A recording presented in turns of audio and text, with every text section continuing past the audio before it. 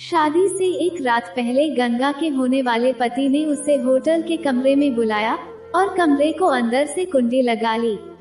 गंगा हैरत से अपने पति की तरफ देखने लगी, क्योंकि गंगा के पति ने तो उसे कॉल पर ये कहकर बुलाया था कि कुछ इमरजेंसी सिचुएशन है, जिसकी वजह से वो गंगा से कुछ बहुत जरूरी बात करना चाहता है। गंगा भागती हुई उस होटल में पहुंची, लेकिन जब उसके होने वाले पति ने कमरे को अंदर से कुंडी लगाई तो ये देखकर गंगा हैरत में पड़ गई। गंगा ने कहा, सूरज, ये सब तुम क्या कर रहे हो और ये सब क्या है? ये कहते हुए जब गंगा की जुबान कांपने लगी तो सूरज खिलखिलाकर हंसने लगा और कहने लगा, बहुत घमंड है ना तुम्हें अपने आप पर, और तुम अपने आप को बहुत बड़ी हस्ती समझती हो ना, तो आज मैं तुम्हारा सारा घमंड तोड़ दूंगा और तुम्हारे इस अहंकार को भी मिट्टी में मिलाकर रख दूंगा। क्योंकि घमंड और अहंकार सिर्फ मर्दों को ही शोभा देता है, और अगर कोई औरत मर्द के बराबर उठने की कोशिश करे ना, तो उसके मर्द को ही उस पर लगाम लगानी पड़ती है। इसलिए मैं शादी से पहले ही तुम पर लगाम लगाना चाहता हूँ। ये कहते हुए सूरज अचानक ही गंगा पर झपट पड़ा और उसने गंगा को धक्का देकर बिस्तर पर लिटा दिया। सूरज की इस हरकत को देखकर गंगा एकदम से दंग रह गई, क्योंकि गंगा को बिल्कुल भी उम्मीद नहीं थी कि सूरज उसके साथ ऐसा सलूक करेगा। गंगा ने सूरज से कहा, सूरज, मैं तुम्हारी होने वाली पत्नी हूँ और कल तो वैसे भी तुम्हें ये सारे अधिकार मिल जाएंगे, तो फिर शादी से एक रात पहले ये सब करके मेरे साथ इतना बड़ा खिलवाड़ क्यों कर रहे हो तुम? ये कहते ही गंगा ने गुस्से से सूरज को अपने हाथों से दूर धकेला, तो गंगा की इस हरकत से सूरज बौखला गया और उसने गंगा को बाजुओं से दबोचते हुए अपने बेहद करीब कर लिया। गंगा किसी नाजुक से पंछी की तरह सूरज की मजबूत पकड़ में फड़फड़ाने लगी, तो सूरज ने कहा, गंगा, होना तो तुम्हें मेरा ही है, तो फिर क्या फर्क पड़ता है कि मैं सुहागरात आज मनाऊं या कल? आज ना जाने सूरज पर कौन सा जुनून सवार था कि सूरज के जज्बात उसके बस में ही नहीं थे। सूरज की बात सुनकर गंगा के माथे पर बल पड़ने लगे और वो गुस्से से कहने लगी, सूरज, ये तुम्हारी गलत फहमी है कि शादी से पहले मैं खुद को तुम्हारे हवाले कर दूंगी। माना कि शादी के बाद तुम मुझ पर सारे अधिकार रख सकते हो, लेकिन शादी से पहले तो मैं तुम्हें अपने आप को हाथ तक लगाने नहीं दूंगी। इतना कहकर गंगा ने झटके से अपना बाजू छुड़ाया और इससे पहले कि वो कमरे के दरवाजे तक पहुंचती, सूरज ने जल्दी से उसे पकड़ लिया और उठाकर बिस्तर पर पटक दिया। सूरज का ऐसा रूप देखकर तो गंगा की आंखों में डर के साए लहराने लगे और उसी वक्त सूरज ने गंगा के बाजुओं को अपने हाथों में जकड़ लिया और कहने लगा, गंगा, तुम ना इसी लायक हो, तुम तो मेरे प्यार के लायक कभी थी ही नहीं। अगर तुम नहीं चाहती कि मैं जबरदस्ती तुम्हें हासिल करूं, तो चुपचाप खुद को मेरे हवाले कर दो, वरना मुझे तो तुम पर जबरदस्ती करने में भी कोई ऐतराज नहीं है। गंगा, तुम तो मेरी होने वाली पत्नी हो ना, और कल तो वैसे भी हमारी शादी होने ही वाली है, और तुम्हारा होने वाला पति होने के नाते मैं तुम पर पूरा पूरा हक रखता हूँ। गंगा ने सूरज की इस बात पर नामे सिर हिलाया, तो उसकी ना सुनते ही सूरज की आंखें गुस्से से लाल हो गईं और उसने जल्दी से आगे बढ़कर गंगा के होठों को अपने होठों में कैद कर लिया और फिर तेजी से उसके होठों का रस पीने लगा। गंगा का वजूद बिस्तर पर तड़पने लगा और वो कहने लगी, सूरज, तुम ऐसा क्यों कर रहे हो मेरे साथ? सिर्फ एक ही दिन तो बचा है हमारी शादी में, उसके बाद तो तुम वैसे भी मुझ पर सारे अधिकार रखते हो, और मैं भी तुमसे वादा करती हूँ कि कल के बाद तुम्हें जो करना है वो कर लेना, मैं उर्फ तक नहीं करूँगी। ये कहते हुए गंगा सूरज से खुद को आजाद करवाने की कोशिश कर रही थी, लेकिन सूरज जैसे मजबूत नौजवान मर्द के आगे एक नाजुक सी कली के बराबर गंगा की एक नहीं चली। गंगा की कमीज के बटन खोलते हुए सूरज के हाथ उसकी पीठ का सफर करने लगे और गंगा अपनी पूरी जान लगाने के बावजूद भी सूरज के आगे बेबस होकर एक जिंदा लाश की तरह बिस्तर पर पड़ी रही। अगले ही पल सूरज ने अपने होंठ गंगा की कमर पर रख दिए और फिर उसके होठों ने एक ऐसी हरकत कर दी कि गंगा की चीखें पूरे कमरे में गूंज रही थी, क्योंकि सूरज का जुनून गंगा पर हावी हो चुका था और गंगा बेचारी बिल्कुल बेबस होकर रह गई थी। गंगा अपने कमरे में बिस्तर पर बैठी फूट फूट कर रो रही थी और रो रो कर गंगा की आंखें बहुत ही सूज गई थीं। आज गंगा ने मरून कलर का लहंगा पहना हुआ था, लेकिन मरून लहंगे के साथ साथ ज्यादा रोने की वजह से गंगा के चेहरे का रंग भी लाल से मरून हो गया था। गंगा को तो ऐसा लग रहा था जैसे कि उसकी नसों में खून जम गया हो और उसकी सांसें भी रुक रुक कर चल रही थीं, क्योंकि अभी कुछ देर पहले ही गंगा की इज्जत, उसका स्वाभिमान और उसका गुरूर एक ऐसे इंसान ने छीन लिया था जो गंगा का होने वाला पति था और वो गंगा की इज्जत का रक्षक भी था। लेकिन आज उसी रक्षक ने भक्षक बनकर गंगा की इज्जत के साथ वो खिलवाड़ किया था कि गंगा मुंह के बल जमीन पर गिरी थी। गंगा के आत्मसम्मान और गौरव को तोड़ने की इस हरकत ने गंगा को अंदर से तोड़कर रख दिया था और गंगा का मान सम्मान और उसकी इज्जत सब कुछ मिट्टी में मिल गया था। गंगा की मां कमरे में दाखिल हुई और वो बहुत ही सुंदर लग रही थी, क्योंकि गंगा ने ही उन्हें अपनी पसंद का जोड़ा दिलवाया था। गंगा अपनी शादी को लेकर बहुत ज्यादा एक्साइटेड थी और अपनी शादी को लेकर गंगा के दिल में भी वही अरमान और जज्बात थे जो हर लड़की के दिल में होते हैं। लेकिन फिर अचानक ही सूरज के जुनून ने गंगा के सारे अरमानों को चकनाचूर कर दिया। जिंदगी ने गंगा के साथ इतना बड़ा मजाक किया था कि वो किसी को बता भी नहीं सकती थी कि उसके साथ क्या हुआ है, और अगर गंगा किसी को बता भी देती तो शायद कोई भी उसकी बातों पर यकीन नहीं करता, और अगर कोई उसकी बातों पर यकीन कर भी लेता तो क्या फर्क पड़ जाता, क्योंकि एक दिन बाद गंगा की शादी तो सूरज से ही होनी थी। दरअसल गंगा की शादी तो 5 साल पहले ही सूरज से हो गई थी, जब गंगा के पापा का देहांत हुआ था। सूरज गंगा के पापा के दोस्त का बेटा था और सूरज के पापा और गंगा के पापा बहुत ही करीबी दोस्त थे, मानो दोनों परिवारों के बीच बिल्कुल घर जैसा रिश्ता था। गंगा के माँ बाप की सिर्फ 4 बेटियां ही थीं और भगवान ने उन्हें बेटे का सुख नहीं दिया था, और गंगा अपने माँ बाप की सबसे बड़ी बेटी थी। गंगा के पापा ने अपनी बेटियों को एक अच्छी जिंदगी देने की पूरी कोशिश की और उन्होंने अपनी बेटियों को कभी भी किसी भी चीज की कमी महसूस नहीं होने दी। लेकिन जब गंगा के पापा अस्पताल के बिस्तर पर जिंदगी और मौत की जंग लड़ रहे थे, तो उन्होंने अपने करीबी दोस्त प्रताप को अपने पास बुलाया, जो कि सूरज के पापा थे। उस वक्त सूरज भी अपने पापा के साथ अस्पताल में मौजूद था और गंगा की आंखों से तो आंसू रुकने का नाम ही नहीं ले रहे थे, क्योंकि गंगा अपने पापा से बहुत प्यार करती थी और वो अपने पापा की सबसे लाडली बेटी थी।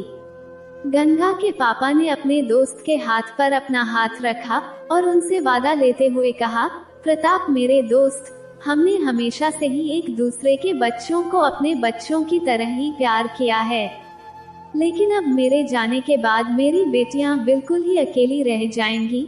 मुझसे वादा कर मेरे दोस्त कि मेरे जाने के बाद तुम मेरी बेटियों को कभी भी अकेला नहीं रहने दोगे।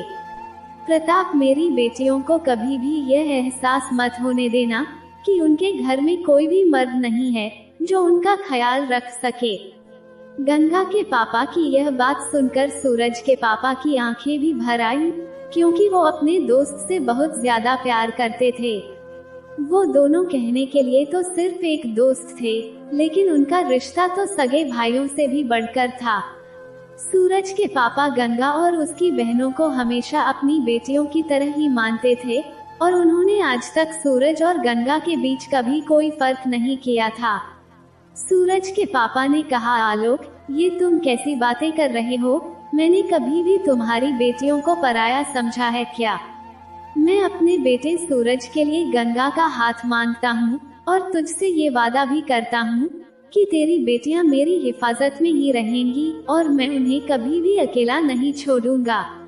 अपने दोस्त के मुंह से ये बात सुनकर गंगा के पापा ऐसे तो खुश हो गए जैसे उनके सीने से कोई बहुत बड़ा बोझ उतर गया हो। गंगा तो हैरान होकर सबके चेहरे की ओर देख रही थी, क्योंकि उसने सूरज को कभी भी ऐसी नजरों से देखा ही नहीं था। लेकिन बड़ों का फैसला हो चुका था और गंगा के पापा के पास ज्यादा समय नहीं बचा था, इसलिए वो अपनी आंखों के सामने ही अपनी लाडली बेटी की शादी होते देखना चाहते थे।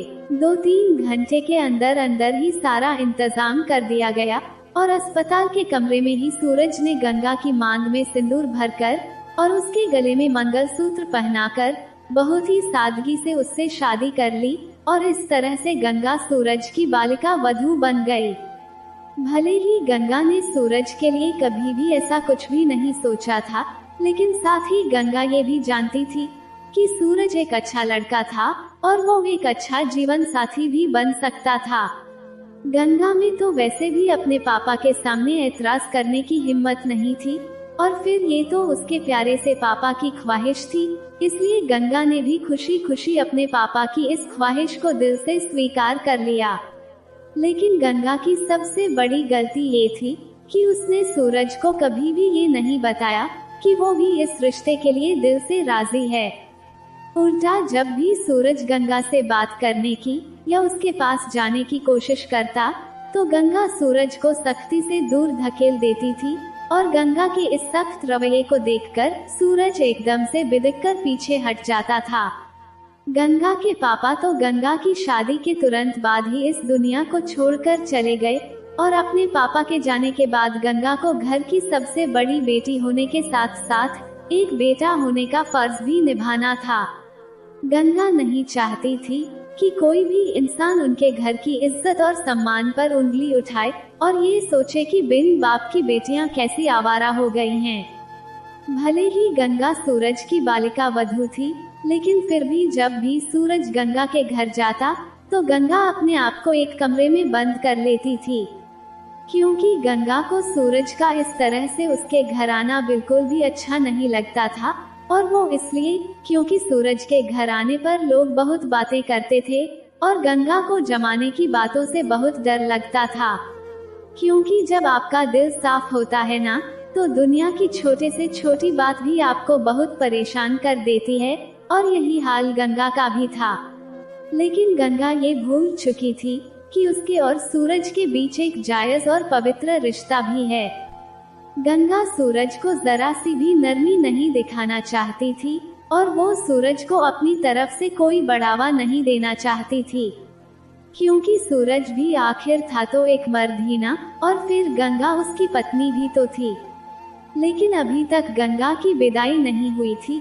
विदाई तो क्या, सूरज के साथ उसके फेरे भी नहीं हुए थे। अस्पताल में तो सूरज ने सिर्फ गंगा की मांग में सिंदूर भरा था और उसके गले में मंगलसूत्र पहनाया था। गंगा के पापा की मौत के बाद सूरज के पापा ने गंगा की मां से कहा था कि गंगा अब हमारी अमानत के तौर पर आपके साथ आपके घर में ही रहेगी, क्योंकि बच्चे अभी छोटे हैं और जब दोनों बच्चे बड़े हो जाएंगे तब मैं इन दोनों की धूमधाम से शादी करके गंगा को विदा कराकर अपने घर ले जाऊंगा। और गंगा को इसी बात का डर था, अगर वो सूरज को थोड़ी सी भी नरमी दिखाती या फिर उससे मुस्कुराकर बात कर लेती तो शायद वो बहक जाता। लेकिन गंगा अपनी विदाई से पहले सूरज के साथ कोई भी रिश्ता नहीं रखना चाहती थी। सूरज और गंगा एक ही यूनिवर्सिटी में पढ़ते थे। सूरज MBA कर रहा था और गंगा मास्टर ऑफ साइंस में अपनी पढ़ाई कर रही थी। लेकिन एक ही यूनिवर्सिटी में पढ़ने के बावजूद भी गंगा सूरज से एक बार भी नहीं मिली थी। सूरज गंगा के लिए एक ऐसी कसौटी बन गया था कि गंगा जितना उससे दूर भागने की कोशिश करती, सूरज उतना ही उसके करीब आने की कोशिश करता था। जबकि गंगा नहीं चाहती थी कि सूरज उसकी तरफ एक छोटा सा कदम भी बढ़ाए और वो दोनों अपनी भावनाओं में बहक जाएं, क्योंकि आखिरकार थे तो वो दोनों ही जवान और खूबसूरत, और फिर सूरज तो बचपन से ही गंगा से प्यार करता था। शादी के बाद तो गंगा के दिल में भी सूरज के लिए प्यार पनपने लगा था और एक शादीशुदा लड़की के लिए ये तो एक नेचुरल सी बात थी। लेकिन गंगा ने अपनी जिंदगी में यही सबसे बड़ी गलती कर दी कि वो सूरज से अपने इस प्यार का इजहार नहीं कर पाई। क्योंकि गंगा को दुनिया की बातों से डर लगता था और उसके परिवार पर कोई भी उंगली उठाए ये बात गंगा बर्दाश्त नहीं कर सकती थी। क्योंकि गंगा का मानना था कि घर की बड़ी बहन अपने छोटे भाई बहनों के लिए एक रोल मॉडल होती है और वो एक ऐसी चिड़िया होती है जो अपने छोटे भाई बहनों को अपने पंखों की छांव में रखती है। और गंगा सूरज से अपनी नजदीकियां बढ़ाकर अपनी छोटी बहनों के सामने ये साबित नहीं करना चाहती थी कि उसका चरित्र गलत है, और इसलिए शायद गंगा अपने जज्बातों को अपने दिल की गहराइयों में ही छुपाकर रखती थी। गंगा और सूरज की शादी को 2 साल बीत चुके थे और इन 2 सालों में सूरज ने अपने प्यार से गंगा की बनाई हुई सख्ती की दीवार को तोड़ने की पूरी कोशिश की थी। लेकिन गंगा ने उस दीवार में जरा सी भी दरार नहीं आने दी, जिसका खामियाजा उसे शादी से 1 रात पहले इस तरह से भुगतना पड़ा कि वो अपने पैरों पर खड़ी भी नहीं हो पा रही थी। उस रात सही मायने में गंगा को अपनी गलती का एहसास हुआ था, क्योंकि गंगा की बेरुखी को सूरज उसकी नफरत समझने लगा था। क्योंकि सूरज को ऐसा लग रहा था कि गंगा उसे इतना नीच और घटिया इंसान समझती है और इसीलिए वो सूरज को अपने करीब नहीं आने देती है। सच कहा है किसी ने कि मर्द का गुरूर बहुत मजबूत होता है और एक मर्द के गुरूर को जुनून में बदलने में देर नहीं लगती। और सूरज का यही गुरूर कब उसके जुनून में बदल गया और उसका ये जुनून गंगा पर इस तरह से टूट पड़ा कि गंगा की इज्जत के साथ साथ उसकी आत्मा भी तार तार हो गई थी। लेकिन गंगा सूरज की इस बेरहमी के पीछे की वजह जानती थी, क्योंकि गंगा की शादी से 1 हफ्ते पहले ही एक ऐसी घटना घटी थी जिसने गंगा को इस हद तक सूरज के गुस्से का निशाना बना दिया था। क्योंकि गंगा ने सूरज के साथ, जब गंगा और सूरज की मास्टर्स की पढ़ाई पूरी हुई तो दोनों के घर में उनकी शादी की बातें होने लगी थी। इन 5 सालों में गंगा ने भी सूरज के लिए अपने दिल में अच्छी खासी जगह बना ली थी, लेकिन गंगा ने एक बार भी सूरज से अपने प्यार का इजहार नहीं किया था। उल्टा जब भी सूरज गंगा के सामने आता तो गंगा सूरज को बेरुखी दिखाती और उससे पल्लू बचाकर चली जाती थी। गंगा ने एक बार भी ये नहीं सोचा कि उसके इस रवैये से सूरज के दिल पर क्या गुजरती होगी।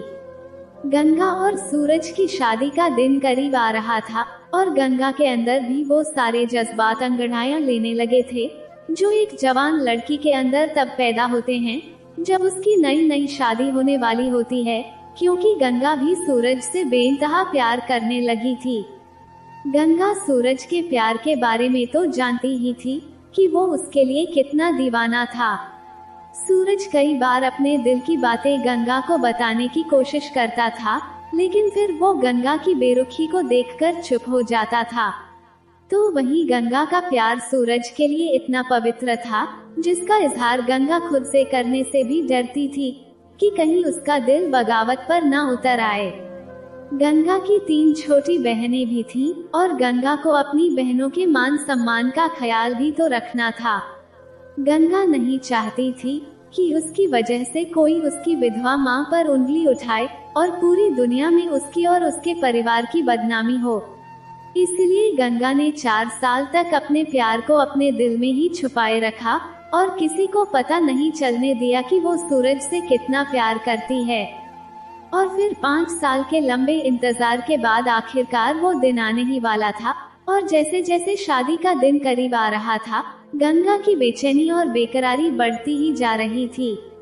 गंगा ने तो सोच लिया था कि अगर शादी की पहली रात को सूरज उससे नाराज हो गया तो गंगा खुद ही पहल कर देगी। वैसे तो गंगा एक लड़की थी और लड़की अगर पहल करे तो अच्छी नहीं लगती है, लेकिन गंगा ने इन 5 सालों में सूरज को इतना ज्यादा परेशान किया था कि अब वो खुद ही पहल करके सूरज के सारे गिले शिकवे दूर करना चाहती थी। मगर उस रात के आने से पहले ही गंगा की सारी सोच पर पानी फिर गया था, क्योंकि शादी से 1 हफ्ते पहले जब गंगा अपनी माँ और बहनों के साथ बड़े एक्साइटमेंट के साथ अपना शादी का जोड़ा लेने के लिए तैयार हो रही थी, तब सूरज बिना दस्तक दिए अचानक ही कमरे में दाखिल हो गया। उस वक्त गंगा अपने बालों को कंघी कर रही थी और जैसे ही गंगा ने पलटकर देखा तो सूरज की आंखों में बहुत ही ज्यादा मदहोशी छाई हुई थी, मानो वो गंगा से कुछ कहना चाहता हो। जब सूरज धीरे धीरे गंगा के करीब आया तो गंगा को ऐसा लगा कि शायद सूरज गंगा की खूबसूरती को देखकर अपने होश खोने लगा है। सूरज ने अपने दोनों हाथ गंगा के कंधों पर रखे और कहने लगा, गंगा, मैं तुमसे कुछ कहना चाहता हूँ।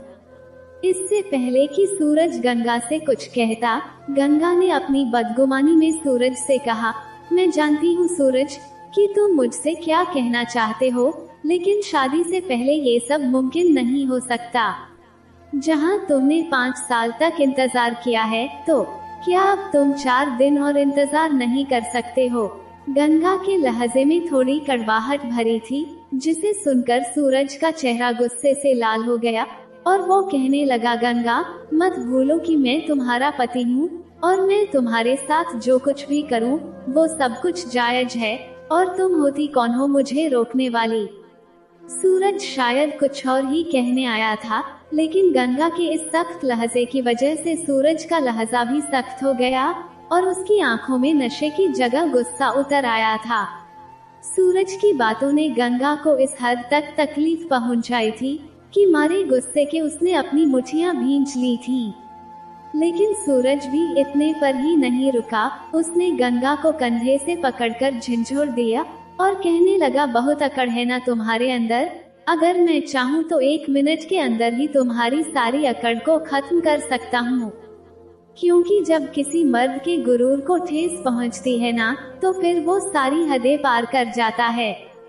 इसलिए मुझे तुम्हारे साथ सख्ती बरतने के लिए मजबूर मत करो, क्योंकि मैंने महसूस किया है कि जब से हमारी शादी हुई है, पता नहीं तुम अपने आप को क्या समझने लगी हो कि जब भी मैं तुम्हारे करीब आने की कोशिश करता हूँ, तुम मुझे ऐसे तो नजरअंदाज कर देती हो जैसे मुझे कोई अछूत की बीमारी हो।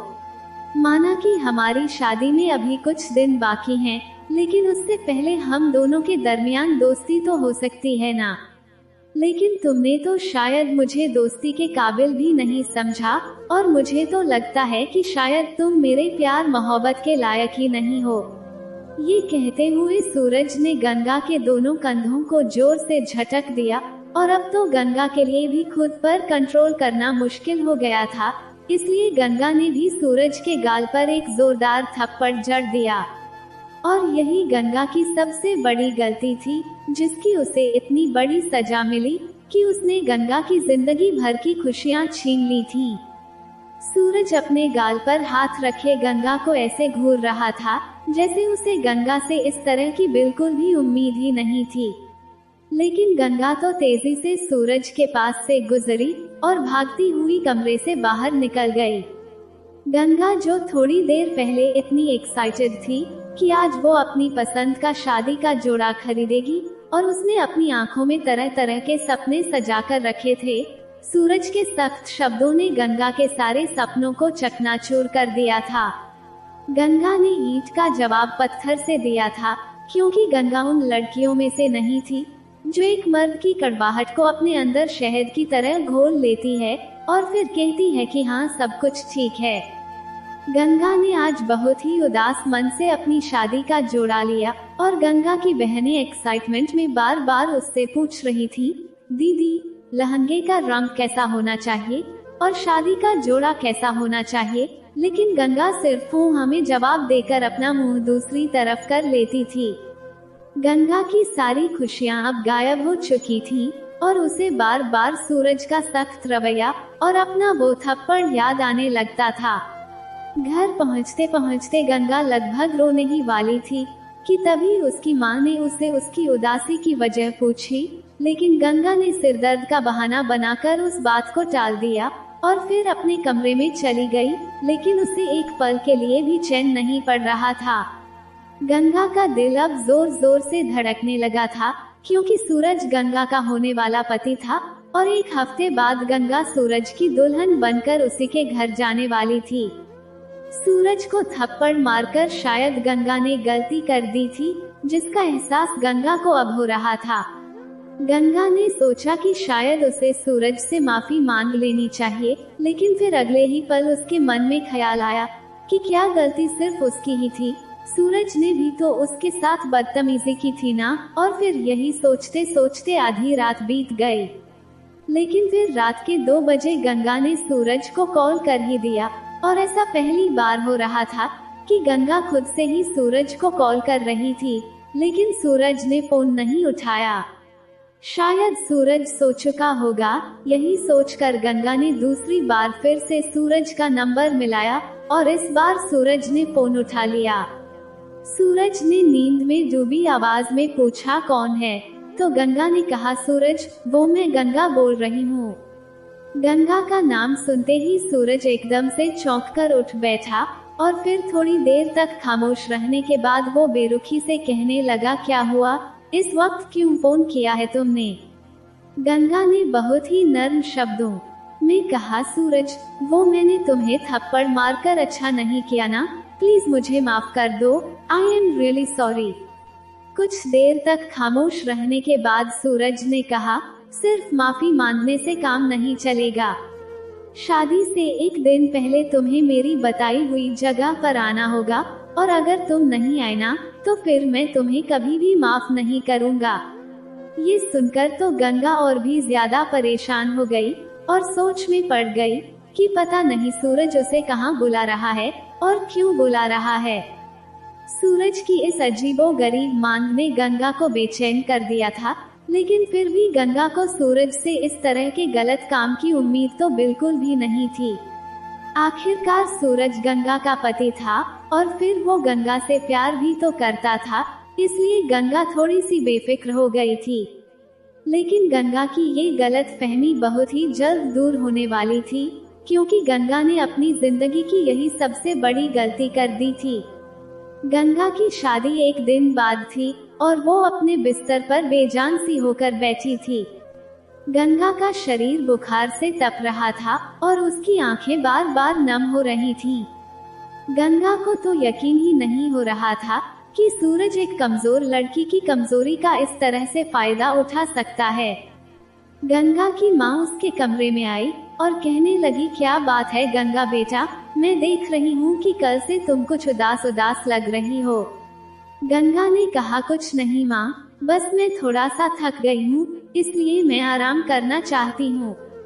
गंगा की माँ ने उसके माथे पर प्यार किया और कहने लगी, गंगा, मुझे तुम पर गर्व है, और तुम जैसी बेटियां ही अपने माँ बाप का सिर गर्व से ऊंचा करती हैं। खैर, कल मैं तुम्हारी जिम्मेदारी से मुक्त हो जाऊँ ना, तो फिर तेरी छोटी बहनों के बारे में भी सोचूंगी। मैं तो बस भगवान से यही प्रार्थना करती हूँ गंगा, कि तेरी छोटी बहनों को भी सूरज जैसा ही जीवन साथी मिले। अपनी माँ के ये शब्द सुनकर तो गंगा का दिल बुरी तरह से कांपने लगा, क्योंकि सूरज ने गंगा के साथ जो कुछ भी किया था, गंगा नहीं चाहती थी कि उसकी बहनों को सूरज जैसा जीवन साथी मिले। खैर, अब तो वो घड़ी भी आ गई जब गंगा का तन और मन सब कुछ सूरज के नाम होने वाला था। सूरज अपने माँ बाप का इकलौता बेटा था, इसलिए सूरज के पापा ने बड़ी धूमधाम से शादी की तैयारियां कर रखी थी। शादी की रस्में शुरू हो चुकी थी, लेकिन गंगा सारी रस्में एक रोबोट की तरह कर रही थी। आज गंगा के चेहरे पर कोई खुशी नहीं थी, और न ही उसके दिल में नई दुल्हन जैसे कोई जज्बात थे। गंगा की अपने पति के साथ विदा होने की इच्छा पूरी तरह से मर चुकी थी, और गंगा तो सूरज का चेहरा भी नहीं देखना चाहती थी। गंगा के दिमाग में तो बार बार एक ही ख्याल आ रहा था कि वो सूरज के साथ अपनी पूरी जिंदगी कैसे बिताएगी। आखिरकार गंगा सूरज की दुल्हन बनकर उसके कमरे में चली गई, और गंगा का शरीर अभी भी बुखार से तप रहा था, और उसकी आंखें लाल अंगारों की तरह हो गई थीं। गंगा के दिल में एक ऐसी आग जल रही थी, और उसे ऐसा लग रहा था कि वो अभी सब कुछ तहस नहस कर देगी। रात के ठीक 10 बजे कमरे का दरवाजा खुला, और सूरज धीरे से चलता हुआ गंगा के पास आया। सूरज के पास आते ही गंगा ने अपना मुंह दूसरी तरफ मोड़ लिया, तो सूरज गंगा के पास आकर बैठ गया, और वो बिल्कुल खामोशी से गंगा को देखने लगा। और फिर सूरज ने धीरे से गंगा का हाथ पकड़ा तो गंगा को ऐसा महसूस हुआ कि जैसे उसे कोई करंट लग गया हो। गंगा ने तुरंत ही अपना हाथ झटक दिया और नफरत से सूरज की ओर देखते हुए कहने लगी, तुम सब मर्द एक जैसे ही हैवान होते हो हैवान। एक कमजोर लड़की के जज्बातों से खेलते हुए तुम्हें एक बार भी ये एहसास नहीं हुआ कि वो लड़की दिल ही दिल में तुमसे कितना प्यार करती होगी। लेकिन आज मैं शर्मिंदा हूँ कि मैंने अपने प्यार जैसे कीमती एहसास को तुम्हारे जैसे इंसान के लिए खो दिया, जबकि तुम तो मेरे प्यार के काबिल हो ही नहीं। और अगर तुम्हें ऐसा लगता है कि मैं एक कमजोर लड़की हूँ और फिर से तुम्हारे जुर्म का निशाना बन जाऊंगी, तो ये तुम्हारी सबसे बड़ी भूल है मिस्टर सूरज। आज मैं विदा होकर तुम्हारे साथ तुम्हारे घर आ तो गई हूँ, लेकिन तुम मुझे हाथ लगाने की कोशिश भी मत करना, वरना मैं शोर मचा दूंगी। गंगा ने ये शब्द मजबूत इरादे और आत्मविश्वास के साथ कहे थे, और वो भी सूरज की आंखों में आंखें डालकर, जो गंगा की आंखों की तरह ही लाल हो चुकी थी। जैसे कि सूरज भी पूरी रात सोया ही ना हो, लेकिन गंगा को अब इन सब बातों से कोई फर्क नहीं पड़ता था। सूरज ने गंगा से कहा, गंगा, जब तुमने मुझे थप्पड़ मारा था, मेरा बस नहीं चल रहा था कि मैं तुम्हारे साथ क्या कर डालूं। जबकि मैं तो उस दिन कमरे में तुम्हें यही बताने आया था कि मैं तुमसे बेहद प्यार करता हूँ। लेकिन तुमने शायद हर आदमी को एक ही कैटेगरी में रखा है, और तुमने मेरे लिए भी ऐसा ही सोच लिया कि मैं भी तुम्हारा गलत फायदा उठाऊंगा, और वो भी सिर्फ इसलिए क्योंकि तुम मेरी पत्नी हो।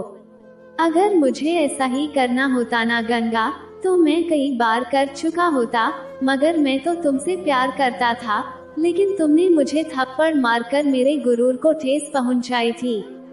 और फिर इसी थप्पड़ के बदले में मैंने इंसानियत की सारी हदें पार कर दी, क्योंकि मेरे दिमाग पर शैतान इस तरह से सवार हो चुका था कि मैंने ये भी नहीं सोचा कि हमारे बीच का रिश्ता कितना पवित्र है। और फिर जब मैं वो सब कर चुका था जो मुझे नहीं करना चाहिए था, उसके बाद तो मुझे एक पल के लिए भी चैन नहीं मिला। शायद मैं वाकई में तुम्हारी माफी के काबिल नहीं हूँ, इसलिए तुम इस घर में आराम से रहो, क्योंकि तुम इस घर की मालकिन के साथ साथ मेरे दिल की रानी हो और मेरे घर की इज्जत भी हो, जो शायद मैं एक रात पहले भूल चुका था। गंगा, मैं तुमसे माफी नहीं मांगूंगा, क्योंकि मैं तो तुम्हारी माफी के लायक भी नहीं हूँ। इतना कहकर सूरज वहाँ से उठकर चला गया, और गंगा ये सब देखकर हैरान हो गई, क्योंकि गंगा को तो ऐसा लगा कि सूरज आज भी उसके साथ पिछली रात के जैसा ही सुलूक करेगा, और शायद सारी जिंदगी उसे परेशान करता रहेगा। और इसीलिए गंगा ने सूरज पर इतनी सख्ती दिखाई थी ताकि सूरज गंगा को कमजोर न समझे। लेकिन उस रात तो सूरज गंगा के करीब ही नहीं आया, बस पूरी रात बालकनी में बैठकर शराब पीता रहा। शायद सूरज को भी उतनी ही तकलीफ हो रही थी जितनी कि गंगा को हो रही थी, लेकिन अब गंगा को इस बात की कोई भी परवाह नहीं थी। वो तो बस अपना मुंह फेरकर सो गई। सुबह जब सूरज की माँ उनके कमरे में आई तो उन्होंने प्यार से गंगा के सिर पर हाथ रखा तो कहने लगी, गंगा बेटा, तुम्हें तो बहुत तेज बुखार है। गंगा ने कहा, नहीं मम्मी जी, बस थोड़ी सी थकान है, थोड़ा सा आराम करूंगी ना तो ठीक हो जाऊंगी। लेकिन सूरज की माँ ने मुड़कर सूरज की ओर देखा, जो उसी वक्त गीले बालों के साथ वॉशरूम से बाहर निकला था। सूरज की माँ ने हैरत भरे शब्दों में कहा, सूरज, ये कैसे पति हो तुम? तुम्हारी बीवी यहाँ बुखार से तप रही है और तुम्हें पता ही नहीं है। सूरज ने गंगा की तरफ हैरानी से देखा, क्योंकि उसे तो सच में नहीं पता था कि गंगा पूरी रात बुखार से तप रही थी। सूरज ने जब गंगा के माथे पर अपने ठंडे हाथ रखे तो गंगा को ऐसा महसूस हुआ जैसे उसके अंदर जलते अंगारों पर ठंडी हवा पड़ गई हो। सूरज ने अपनी माँ से कहा, माँ, मैं डॉक्टर को घर पर ही बुला लेता हूँ, क्योंकि गंगा को बहुत तेज बुखार है, शायद वो मेरे साथ नहीं जा पाएगी। इतना कहकर सूरज ने अपना मोबाइल उठाया और फोन को कान पर लगाते हुए बाहर चला गया। सूरज की माँ गंगा के पास बैठ गई और गंगा के बालों को सहलाते हुए कहने लगी, गंगा बेटा, मुझे अपनी सास नहीं बल्कि अपनी माँ ही समझना, क्योंकि मैंने भी तुम्हें कभी भी अपनी बहू के रूप में नहीं बल्कि अपनी बेटी के रूप में ही देखा है। मैं तो भगवान से तुम्हें तुम्हारे बचपन में ही अपने सूरज के लिए मांग चुकी थी, और सूरज भी बचपन से ही तुमसे बेहद प्यार करता है, और वो तो पूरा दिन गंगा गंगा की रट लगाए रहता था। सूरज की माँ अपने होठों पर मुस्कान सजाए गंगा को अपने बेटे के प्यार के किस्से सुना रही थी, और गंगा तो सब कुछ सुनकर भी नजरअंदाज कर रही थी, क्योंकि सूरज ने जो गलती की थी उसे इतनी आसानी से माफ नहीं किया जा सकता था। जब गंगा और सूरज की शादी को एक हफ्ता बीता तो सब लोग इस बात की रट लगाने लगे, अरे भाई क्या बात है, तुम लोग हनीमून पर क्यों नहीं जा रहे हो। इस बात पर सूरज खामोशी से गंगा को देखने लगा, लेकिन गंगा तो उसकी नजरों से पूरी तरह से असहज महसूस करने लगी थी, क्योंकि वो तो सूरज के साथ कहीं भी नहीं जाना चाहती थी। गंगा के लिए तो सूरज के साथ एक ही कमरे में सोना भी किसी आजमाइश से कम नहीं था। हालांकि सूरज ने उस रात के बाद गंगा को कभी भी परेशान नहीं किया था। वो तो रात भर बस बालकनी में बैठा रहता और फिर जब थक जाता तो आकर सोफे पर सो जाता था। सूरज गंगा की तरफ देखने लगा कि वो घर वालों की बातों का क्या जवाब दे, लेकिन गंगा ने चुपचाप अपना सिर झुका लिया कि सूरज खुद ही बात को संभाल लेगा, क्योंकि उन दोनों की शादी में शादी जैसी कोई बात तो थी ही नहीं, तो फिर हनीमून पर जाने का क्या फायदा। लेकिन फिर सूरज की अगली बात ने गंगा को चौंका कर रख दिया, जब उसने अपनी माँ से कहा, माँ इस हफ्ते हमारा शिमला जाने का प्लान है। ये सुनते ही गंगा ने गुस्से से सूरज की ओर देखा, तो सूरज ने मुस्कुराकर गंगा की तरफ देखा और फिर नजरें झुकाकर नाश्ता करने लगा, जैसे कि उसे गंगा के रवैये से कोई भी फर्क ही ना पड़ा हो। और फिर जब इस बात को एक हफ्ता होने आया तो सूरज की माँ ने उन दोनों का बहुत सारा सामान पैक करके एक बड़े से सूटकेस में रख दिया, जैसे कि वो दोनों ना जाने कितने दिनों तक शिमला में ही रहने वाले हों। सूरज की माँ ने गंगा से कहा, गंगा बेटा, सारा सामान याद से रख लेना, क्योंकि वहाँ बहुत ठंड होती है। गंगा तो बस परेशान होकर उनको देखती रहती, क्योंकि हमेशा की तरह इस वक्त भी वो बेबस थी। और फिर वो दिन भी आ गया जब गंगा सूरज के साथ शिमला के सफर पर निकल पड़ी। शिमला पहुंचकर उन दोनों ने एक शानदार होटल में खाना खाया, लेकिन गंगा तो बिल्कुल चुप होकर ही खाना खा रही थी, क्योंकि गंगा सूरज से कोई भी बात करना ही नहीं चाहती थी। लेकिन सूरज तो गंगा से बिल्कुल नॉर्मल अंदाज में ऐसे तो बातें कर रहा था जैसे कि उन दोनों के बीच कभी कुछ हुआ ही ना हो, और सूरज का यही नॉर्मल अंदाज गंगा को जहर लग रहा था। गंगा ने गुस्से में सूरज से कहा, सूरज क्या सोचकर तुम मुझे यहाँ अपने साथ लेकर आए हो, क्योंकि जिस मकसद के लिए एक पति अपनी पत्नी को हनीमून पर लाता है ना, तुम्हारा वो मकसद तो कभी भी पूरा नहीं हो सकता। गंगा ने इस बात को सख्त शब्दों में कहा तो सूरज मुस्कुराने लगा और कहने लगा, गंगा तुम फिक्र मत करो, क्योंकि अब मेरी अकल ठिकाने आ चुकी है, और अब जब तक तुम्हारा गुस्सा ठंडा नहीं हो जाता मैं तुम्हारा इंतजार करता रहूंगा।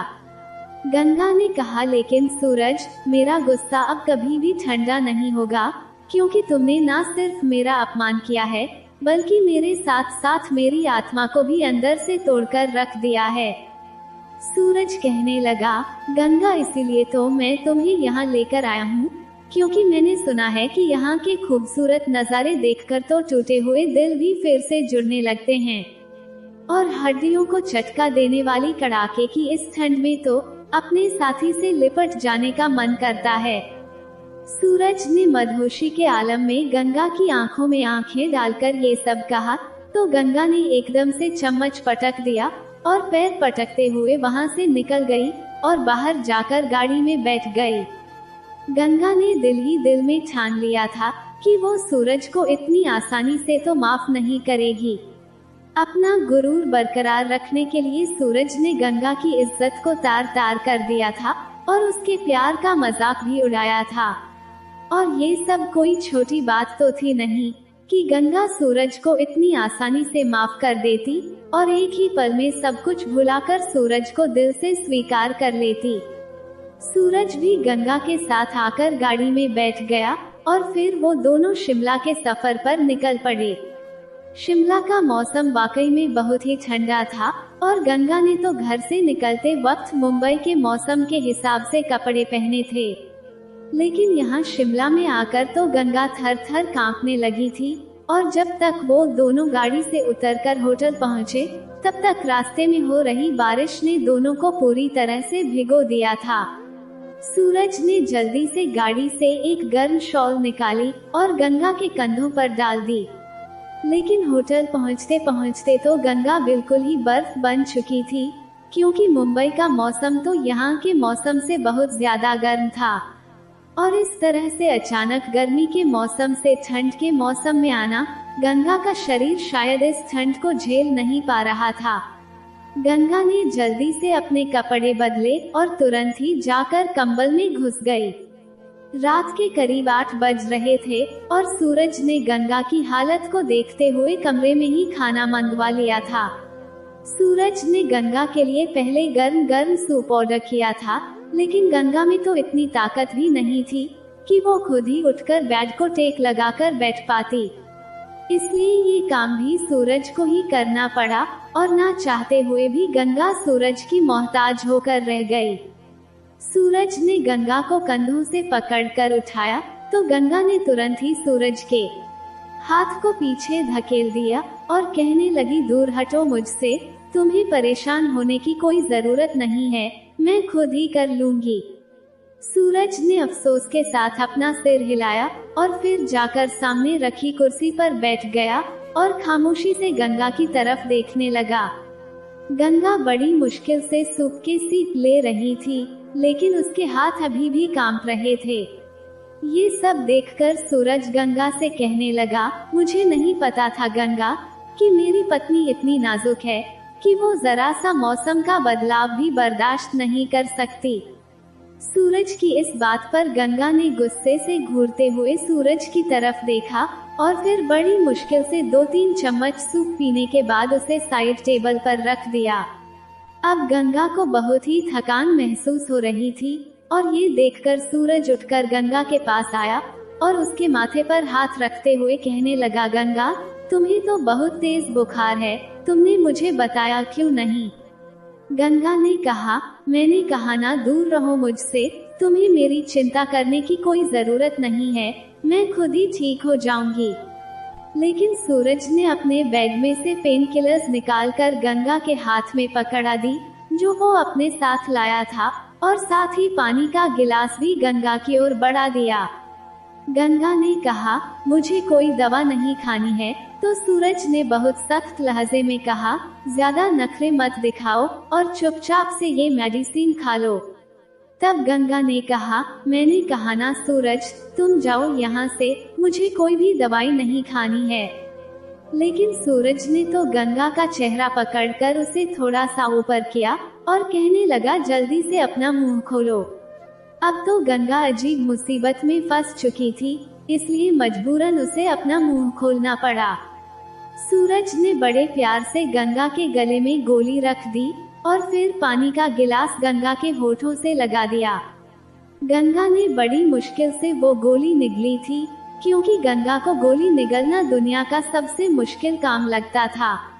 और फिर जैसे ही गंगा आराम करने के लिए लेट गई, तो सूरज ने गंगा को अच्छे से कंबल उड़ा दिया, लेकिन फिर भी गंगा का शरीर बेकाबू होकर थर थर कांप रहा था। सूरज फिर से जाकर गंगा के सामने रखी आराम कुर्सी पर बैठ गया और फिर बहुत ही सीरियस होकर गंगा की तरफ देखने लगा। ठंड की वजह से गंगा के दांत किटकिटा रहे थे, तो गंगा ने अपना सिर रजाई से बाहर निकाला और सूरज से कहा, सूरज मुझे एक और कंबल चाहिए। सूरज ने कहा, गंगा मेरे पास एक और कंबल तो नहीं है, लेकिन मेरे पास ठंड से बचने का एक और तरीका जरूर है। ये कहते हुए सूरज की आंखों में शरारत नाच उठी और वो अपनी इन शरारत भरी नजरों से गंगा को देखते हुए मुस्कुराने लगा। गंगा ने गुस्से से कहा, तुम वहाँ बैठकर मुस्कुरा क्यों रही हो? क्या तरीका है वो बताओ ना, क्योंकि मैं यहाँ ठंड से मर रही हूँ। ये सुनते ही सूरज कुर्सी से उठकर गंगा के पास आया और जाकर बिस्तर पर लेट गया। सूरज गंगा के पास जाकर गंगा के साथ ही उसकी कंबल में लेट गया और गंगा को अपने बेहद करीब खींच लिया। कुछ देर बाद गंगा के दांतों का किटकिटाना बंद हो गया और अब तो उसे पसीना भी आने लगा था। सूरज ने कहा, देखो गंगा, अब तो तुम्हें पसीना भी आने लगा है, इसलिए अब तुम्हारा बुखार भी जल्द ही उतर जाएगा। गंगा ने कहा, ये अच्छा तरीका है एक लड़की की कमजोरी का फायदा उठाने का, और वैसे भी तुम तो इस काम में माहिर हो ना। गंगा ने सूरज को ताना देने के इरादे से ये सब कहा, लेकिन सूरज ने गंगा के तानों को नजरअंदाज कर दिया और कहने लगा, मैं तो तुम्हारा पति हूँ गंगा, और एक पति होने के नाते मुझे तुम्हारा ख्याल रखने का अधिकार भी नहीं है क्या? और इस वक्त तो तुम्हें भी मेरी जरूरत थी ना। अगर मैं तुम्हारे पास नहीं आता तो तुम ठंड से काम कर मर जाती, तो क्या मैं तुम्हें ऐसे ही मरने देता? लेकिन अगर तुम्हें मेरे साथ रहना पसंद नहीं है ना गंगा, तो मैं यहाँ से चला जाता हूँ। ये सब सूरज ने गंगा की आंखों में आंखें डालकर कहा, और सूरज के ये शब्द सुनकर गंगा की सांसें तो जैसे उसके सीने में ही अटक गई थीं, क्योंकि ये एहसास इतना गहरा था कि गंगा चुपचाप सूरज की आंखों में देखती रही। सूरज ने कहा, गंगा, माफ नहीं करोगी क्या मुझे? मैं मानता हूँ यार कि मुझसे बहुत बड़ी गलती हो गई है, मगर मैंने कोई गुनाह तो नहीं किया ना, क्योंकि मेरे लिए तो तुम 5 साल पहले ही मेरी पत्नी बन चुकी थी। मैंने तो सोचा था कि तुम्हें तकलीफ पहुंचाकर मेरे मर्दाना गुरूर को कुछ सुकून मिलेगा, लेकिन सच बात तो ये है कि उस दिन के बाद मैं एक पल के लिए भी चैन से सो नहीं पाया हूँ। उस दिन कुछ समय के लिए शैतान मुझ पर हावी जरूर हुआ था, लेकिन मैं सच कह रहा हूँ गंगा, मैं तुमसे बहुत प्यार करता हूँ, और मेरा प्यार कोई 2-4 साल का नहीं है। मैं तो तुमसे बचपन से ही प्यार करता आया हूँ। इतने सालों में मेरे प्यार ने तुम्हें कभी कोई भी तकलीफ नहीं पहुंचाई, लेकिन उस दिन पता नहीं मुझ पर क्या पागलपन सवार हो गया था कि मैं अपने होश ही खो बैठा था। गंगा, प्लीज मुझे माफ कर दो ना, और मेरी सजा थोड़ी सी तो कम कर दो, क्योंकि उस दिन से मैं भी अंदर पछतावे की आग में जल रहा हूँ। कहाँ तो बचपन से ही मैंने अपने दिल में शादी की रात के इतने हसीन सपने सजाए थे, लेकिन मेरी एक गलती ने सब कुछ बर्बाद कर दिया।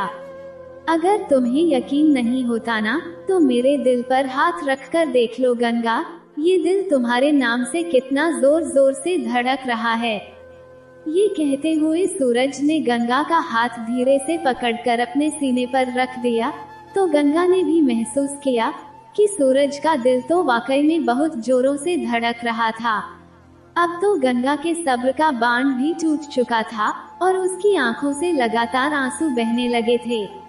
गंगा ने कहा, सूरज, मैं भी तुमसे बहुत प्यार करती हूँ, लेकिन तुम्हारी उस रात की मनमानी ने मुझे बहुत तकलीफ पहुँचाई है। तब सूरज ने कहा, हाँ गंगा, मैं जानता हूँ कि मैंने तुम्हें बहुत तकलीफ पहुँचाई है, लेकिन आज मैं तुमसे एक वादा करता हूँ कि वो गलती मेरी जिंदगी की आखिरी गलती थी, और आज के बाद ऐसा कभी कुछ भी नहीं होगा। और अगर अब भी तुमने मुझे माफ नहीं किया ना, तो मैं सच में मर जाऊंगा, क्योंकि मुझसे तुम्हारी ये नफरत अब और ज्यादा बर्दाश्त नहीं होती। ये सुनते ही गंगा ने सूरज के होठों पर अपनी उंगली रख दी और कहने लगी, खबरदार सूरज, अगर दोबारा तुमने ऐसी बात भी की तो। गंगा ने सूरज से कहा, सूरज, एक मर्द का अपनी पत्नी से सबसे पहला रिश्ता उसके सम्मान और उसकी रजामंदी का होता है। प्यार तो बाद में भी हो सकता है। एक पति पत्नी के रिश्ते में सबसे ज्यादा जरूरी तो उन दोनों की रजामंदी और उन दोनों का आपस में सम्मान होता है। और तुम तो मेरे पति हो, इसलिए मुझसे माफी मांगकर अब मुझे और ज्यादा शर्मिंदा मत करो। हम दोनों पति पत्नी हैं, और पति पत्नी के रिश्ते में तू मैं होना तो एक आम सी बात है। लेकिन मेरी तुमसे बस एक ही विनती है सूरज, कि आने वाली जिंदगी में तुम मुझे प्यार दो या ना दो, लेकिन मेरी कभी भी बेइज्जती मत करना, क्योंकि तुमसे इज्जत पाना मेरा अधिकार है। ये कहते हुए गंगा ने अपना सिर सूरज के सीने में छिपा लिया और फूट फूट कर रोने लगी।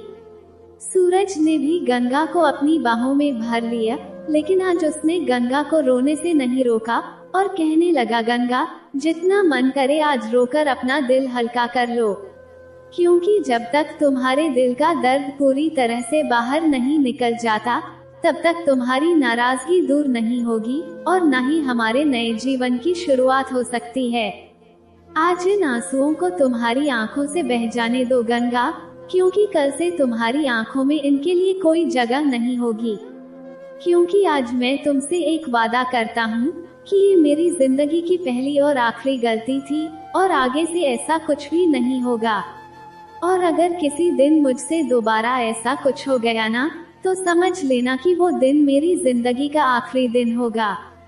ये कहते हुए सूरज की आंखों से आंसू बहने लगे, तो गंगा ने सूरज के उन आंसुओं को अपनी हथेली में थाम लिया और कहने लगी, सूरज, मैंने तुमसे कहा था ना कि तुम ऐसी बातें दोबारा नहीं करोगे, लेकिन अब तुम्हें मुझसे एक और वादा करना होगा कि जिस तरह से तुम मेरी आंखों में आंसू नहीं आने दोगे, उसी तरह से अगर कभी मेरी वजह से तुम्हारी आंखों में आंसू आ गए ना, तो तुम मुझे खींचकर एक थप्पड़ मार लोगे, लेकिन अपने मरने की बातें कभी भी नहीं करोगे। क्योंकि जब तुम ऐसी बातें करते हो ना सूरज, तब मेरी जान निकल जाती है। ये कहते ही गंगा ने अपने हाथों में थामे हुए सूरज के आंसुओं को अपने माथे पर लगा लिया और सूरज के कंधे पर अपना सिर टिका दिया। और फिर गंगा रोते रोते अचानक ही मुस्कुराने लगी और सूरज से कहने लगी, सूरज, तुमने सच कहा था कि शिमला आकर टूटे हुए दिल भी फिर से जुड़ने लगते हैं, और यहाँ की कड़ाके की सर्दी में तो अपने साथी से लिपट जाने का मन करता है। सूरज ने कहा, तो फिर देर किस बात की है, जल्दी से आ जाओ मेरे दिल की रानी, मेरी बाहें तो कब से तुम्हारा इंतजार कर रही हैं। इतना कहकर सूरज ने गंगा को अपने सीने से भींच लिया और आज उसका अपने प्यार को पाने का बरसों का इंतजार खत्म हो गया। सूरज ने गंगा के माथे पर प्यार बरसाकर उसे ये यकीन दिलाया कि वो गंगा से कितना प्यार करता है, तो वहीं गंगा ने खुद को सूरज के हवाले करके ये जता दिया कि सिर्फ सूरज ही नहीं, बल्कि गंगा भी सूरज से बेहद प्यार करती है।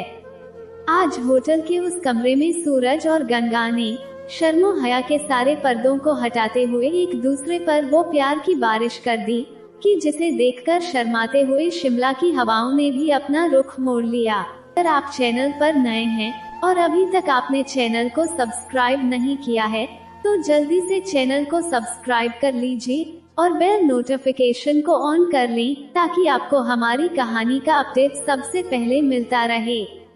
कहानी को अंत तक पढ़ने के लिए आपका बहुत बहुत धन्यवाद। राधे राधे।